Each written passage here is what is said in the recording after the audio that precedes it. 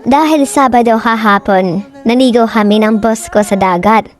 Tapos, kinuha ko na yung bag ko kasi nga magpapalit na ako ng damit pang ligo.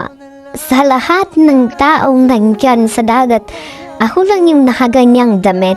Kasi nga, syempre, tayong mga Pilipino, mahiya naman tayong makipagsabayan sa kanila, di ba?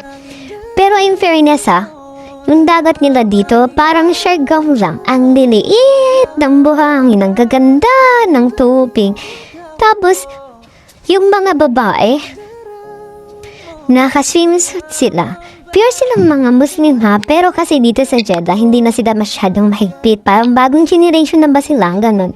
Tapos ayan, nasa upuan na ako, nagpa-juice. Uy, parang madam, parang ganun. Tapos, yan, painom-inom habang patingin-tingin kasi yung mata ko, iba yung tinipin na, hay, walang ganon. Tapos yung tubig nila dyan, tapos ang buhangin. Ang ganda, promise. Para kang nasa Siargao. It's like Philippines, masasabi mo talaga siyang ganon. May mga isda dyan na malalaki, tapos ang lalaki pa ng crab. Kung pwede lang ang mangisda at mamuha ng crab, kuha talaga ako kahapon kasi, wow, grabe pagkakita ko dyan sa mga tabihan ng bato. Ang daming crab. Sabi ko nga, wala bang talaba? Huy, walang ganon. Ginawa no. Bangingisda yun para isdahin yung dagat. Tapos ang ganda pa ng pagdubog ng araw. Kasi tapos na ako dyan maligo. Kasi nga pa, uwi na kami paggabi na yan.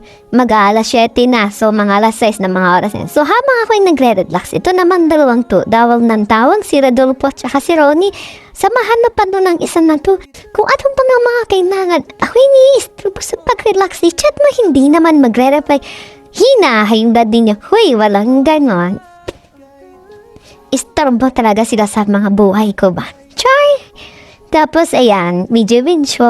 Kasi nga, parang ayokong iwanan yung beach kahapon. Sobrang ganda, subit na subit yung pagre-relax ko. Sabi ko pa na, Sam, thank you for this opportunity. Sana wag silang magbago. Napakaswerte ka sa kanila. Yun lang, bye-bye!